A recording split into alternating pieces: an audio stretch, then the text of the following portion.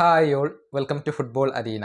FC Barcelona striker പൊസിഷനിലേക്ക് ഏത് താരത്തെ കൊണ്ടുവരും എന്നുള്ളതാണ് ആരാധകർക്ക് അറിയേണ്ടത്. ഹൂലിയൻ ആൽവരസിന് വേണ്ടി ശ്രമിക്കുന്നുണ്ടെങ്കിലും അത്ലറ്റിക്കോ അദ്ദേഹത്തെ കൈവിടാൻ തയ്യാറായിട്ടില്ല. ബാക്കപ്പ് ആയിക്കൊണ്ട് ലൂയിസ് സുവാരസിനെ അവർ കൊണ്ടുവന്നേക്കും എന്ന റൂമറുകൾ ഉണ്ടായിരുന്നു. പക്ഷേ സുവാരസിന് വേണ്ടി 80 മില്യൺ യൂറോയോളം മുടക്കേണ്ടതില്ല എന്ന തീരുമാനം FC ബാഴ്സലോണ എടുക്കുകയും ചെയ്തു. ഇതുമായി ബന്ധപ്പെട്ട ഒരു റൂമർ കൂടി ഇന്നലെ പുറത്തേക്ക് വന്നിട്ടുണ്ട്. സ്പാനിഷ് മാധ്യമമായ എൽ നാഷണൽ ആണ് ഇക്കാര്യം റിപ്പോർട്ട് ചെയ്തിട്ടുള്ളത്. അതായത് AC മിലാൻ തങ്ങളുടെ ഫ്രഞ്ച് സ്ട്രൈക്കറായ ക്രിസ്റ്റഫർ എങ്കുങ്കുവിനെ FC ബാഴ്സലോണക്ക് ഓഫർ ചെയ്തു എന്ന ഒരു റൂമറാണ് പുറത്തേക്ക് വന്നിട്ടുള്ളത്. AC മിലാൻ എങ്കുങ്കുവിനെ നിലനിർത്താൻ ഉദ്ദേശിക്കുന്നില്ല.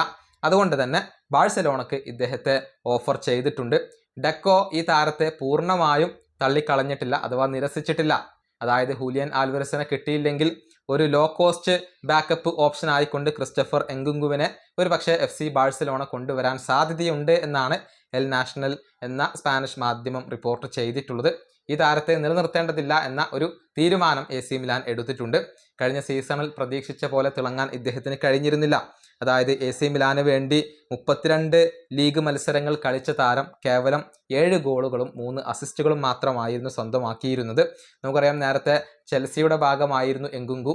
അവിടെയും അദ്ദേഹത്തിന് തിളങ്ങാൻ സാധിച്ചിരുന്നില്ല.